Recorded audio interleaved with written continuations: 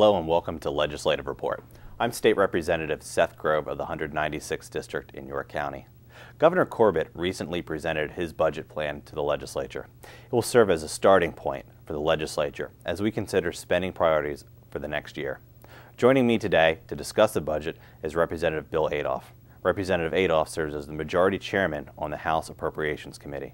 Chairman Adolph, thanks so much for joining me today. I appreciate it. My pleasure, Seth. First, let's start off about how a budget has actually done in Pennsylvania. Give us a brief overview.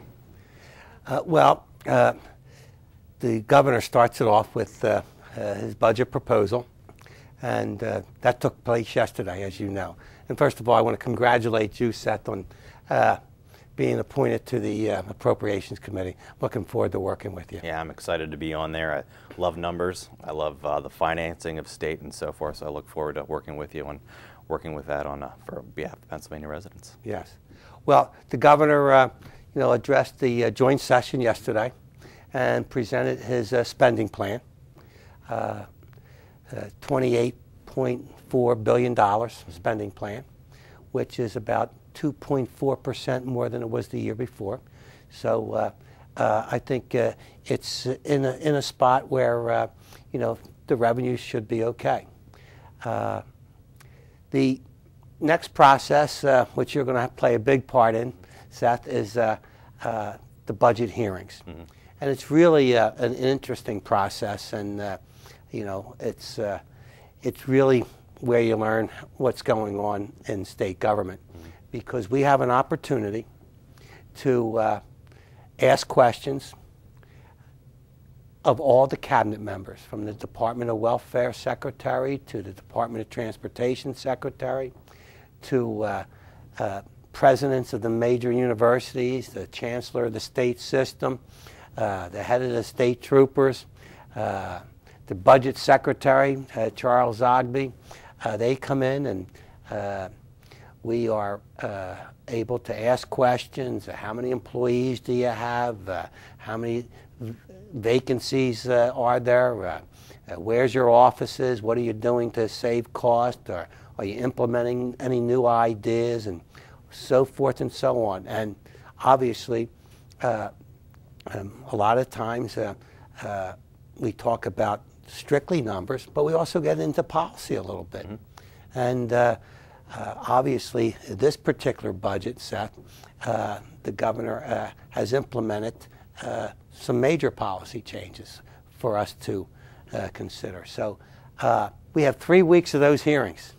We start approximately about 8 o'clock in the morning. We'll have a little caucus among ourselves, prepare for the presenters that come in, and we go on air. I guess it's all aired on PCN, and we go from about 9 o'clock in the morning. We go to about 1 o'clock. We adjourn for a little bit and then come back in about an hour and go to about 5 o'clock for 3 straight weeks.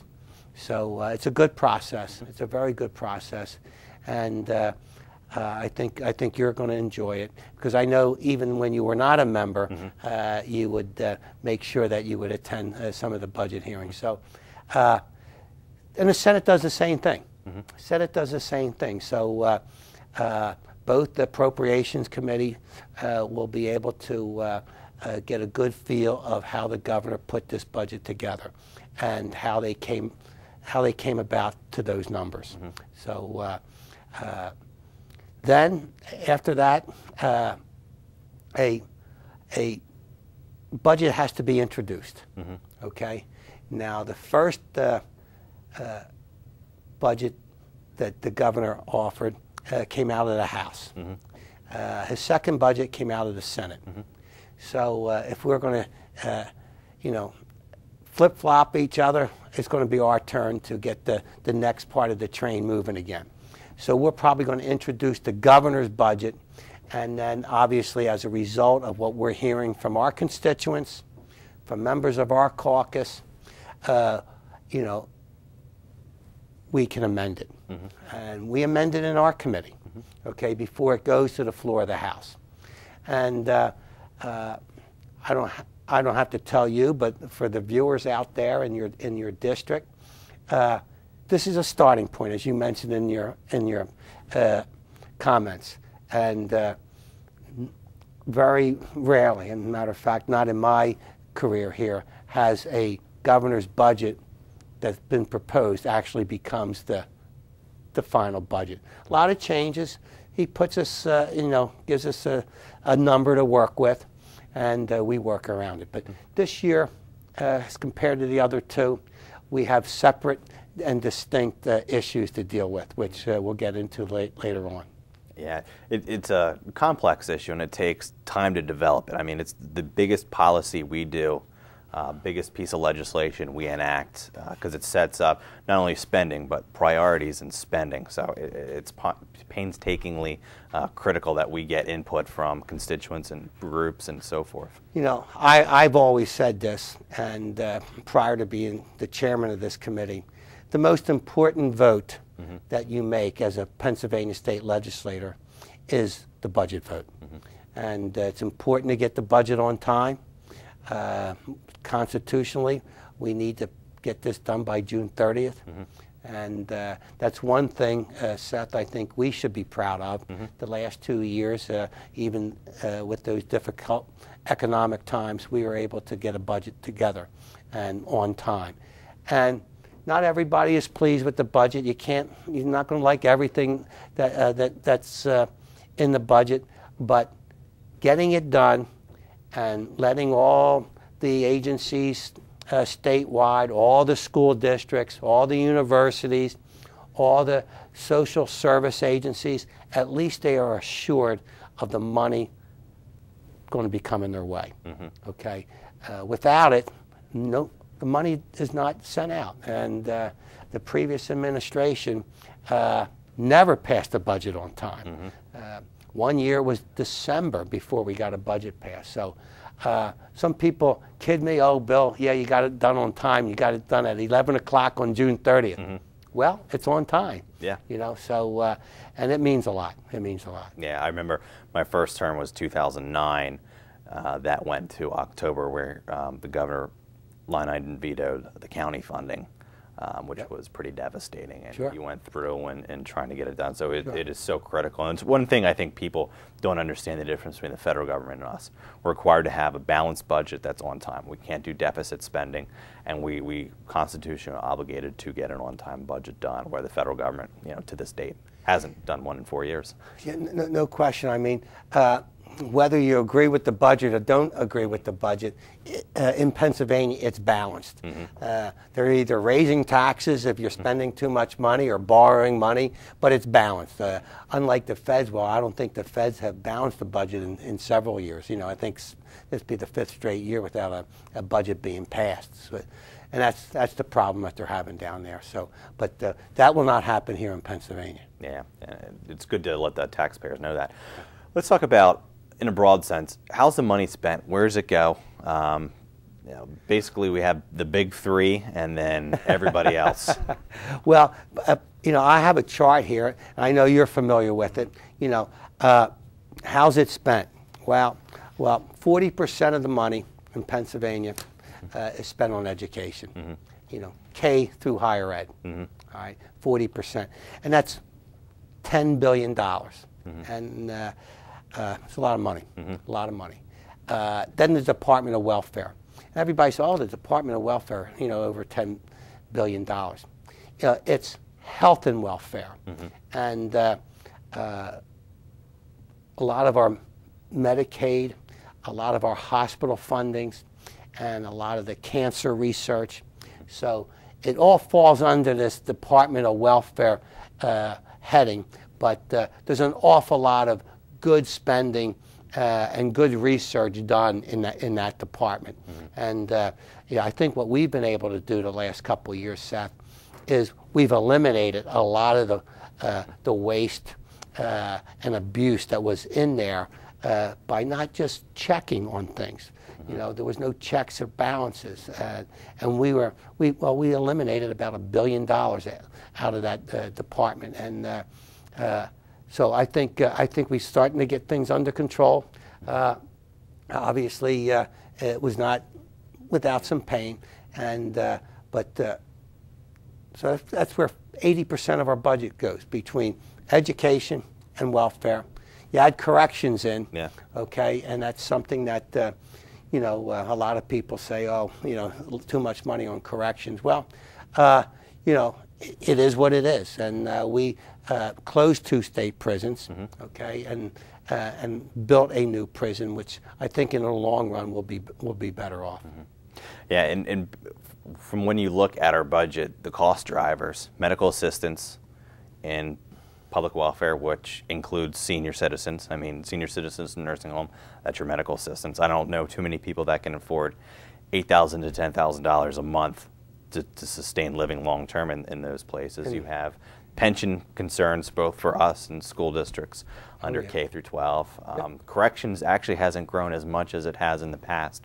We were able to do some huge corrections reforms last session, which is STEM. So we've been doing a great job of trying to curb those costs. And then debt service increases, but that's really not a huge increase for the most part. No, it's not. No, it's not. And that's because we have controlled costs the last couple of years. Yeah. So looking forward, what do you think we can do to alleviate some of those pressures in the long term to try to help us out? You know, you can talk about medical assistance all you want, but you know, you can't kick grandma out of the nursing home. So how do we try to manage that? Well, managed care. Okay, managed care, and I think starting this year, our managed care is going statewide, and it wasn't always statewide. Yeah. So we're going to. I think we have 3 or 4 companies that take care of that, and they manage the medical assistance care, and it's been a proven cost saver. Okay, but keep in mind, you know, they also are helping prevent illness as well at the same time, and they're taking care of the elderly. So it does save money in a long time, and it started here in Pennsylvania, and it's now going nationwide. Yeah. So, and we have some of the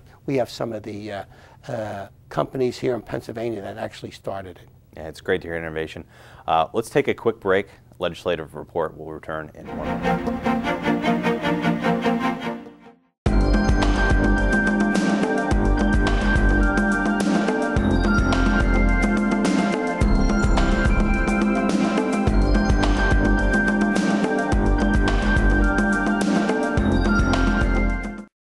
Did you know that Violet Oakley was the first female artist to receive a large commission for artwork done in a United States Capitol building?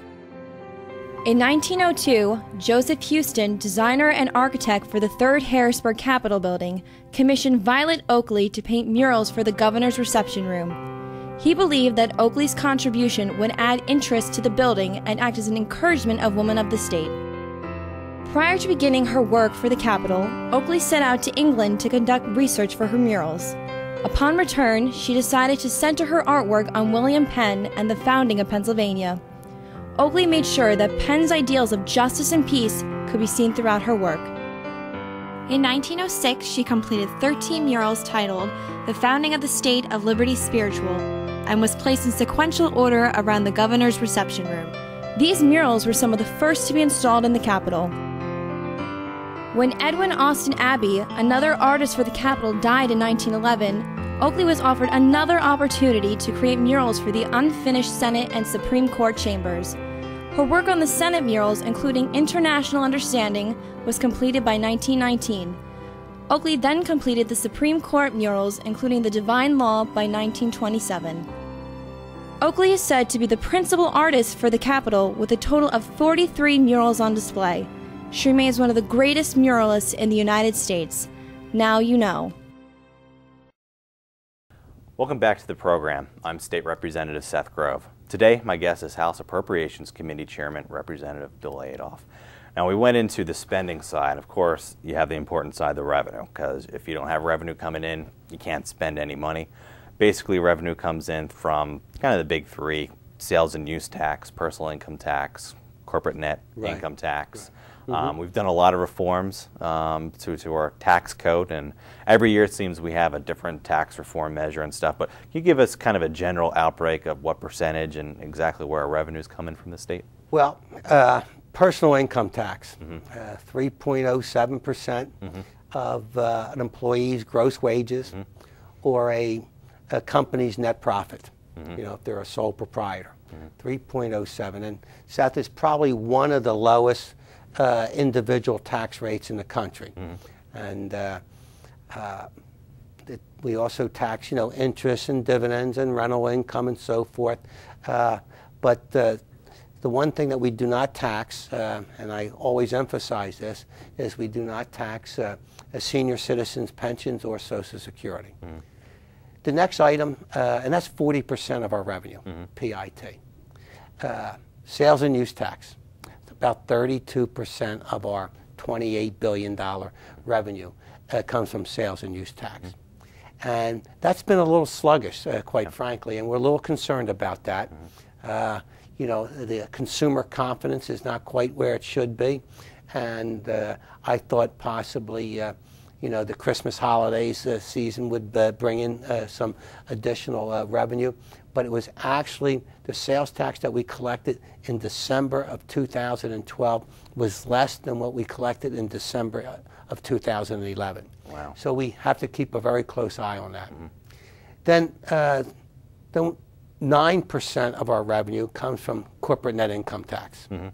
Now, that's a 9.99% rate. Embarrassingly, it's the highest in the nation, and it's something that as the economy gets better and we're able to balance our books a little bit better, I think you're going to see legislation introduced to try to phase that down a little bit. So our job creators, the people that we go to work for, our friends and neighbors go to work on, will make it a little easier and create more jobs. So that's the big three. Okay, and then you have inheritance tax, and you have all the other miscellaneous taxes that make up the $28.4 billion. Yeah, it's amazing. And that 28, we actually get federal funding on top of that. Our total budget is $60 billion, or it's a huge I mean, number. Seth, we could spend 3 days on just the general fund, but there's all types of other trust funds, and so liquid fuels money, and you know, so forth and so on. So environmental funds, the leasehold fund for the Marcellus. I mean, it's endless, the amount of revenue that comes in. This is just the general fund for the general operating budget, but this gets the most attention. Yeah, and I bring that up because it's so critical, our jobs of ensuring that money is spent efficiently, effectively. We're doing the best job we can on behalf of trying to help people, fund education, protect the environment, public safety, all those within that scope of that general fund and the amount of revenues coming in. I mean, it's such a critical job we have. Yeah, as a legislator, Seth, you know, we appropriate the money, okay?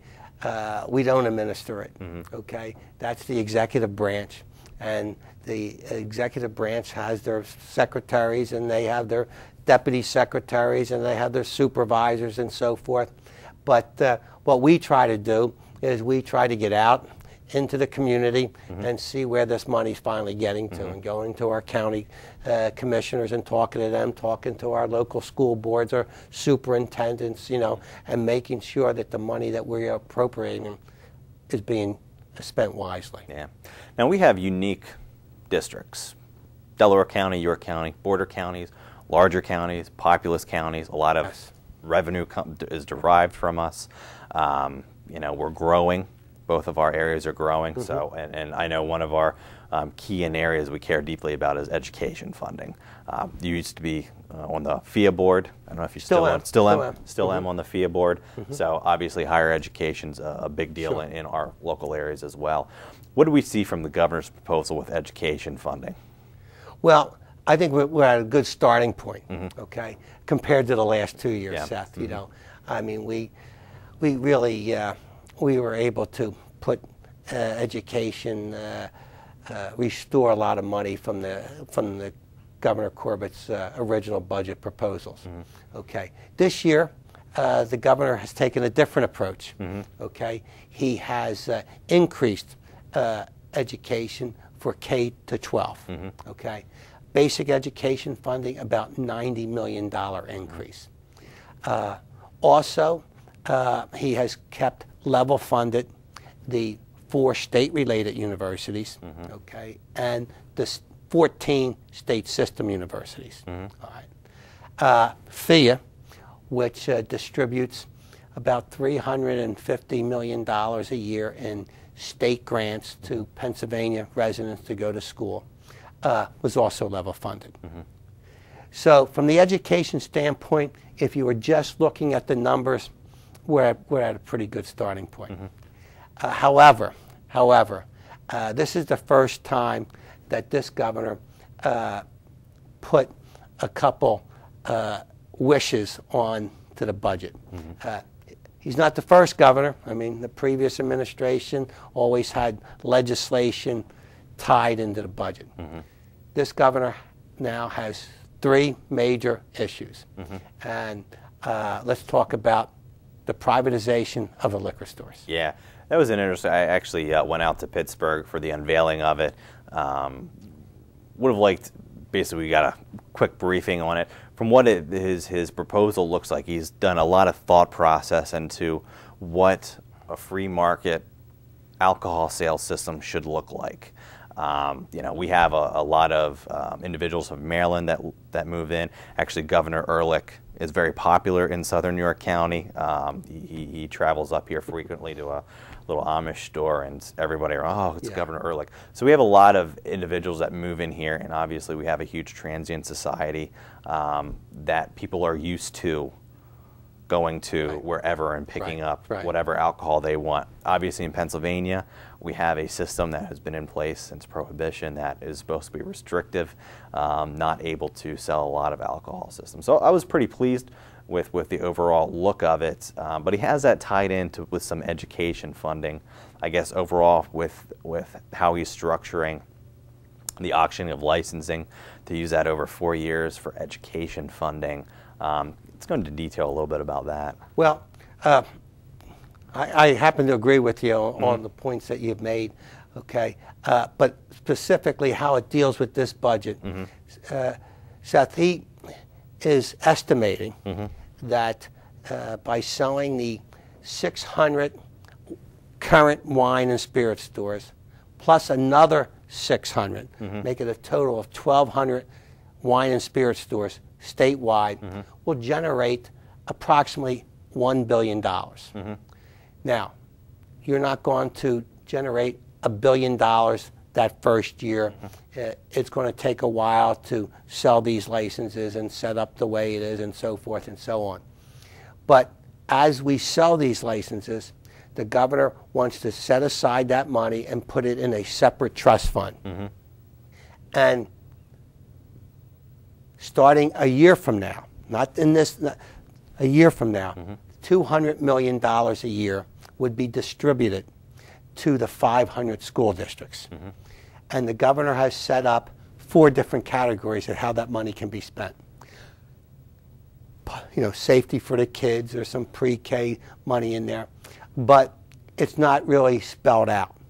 And I know some of the legislators have questioned, well, aren't we setting up a little system that, you know, they're going to be spending this money for 4 years, and all of a sudden that 5th year, where's the money?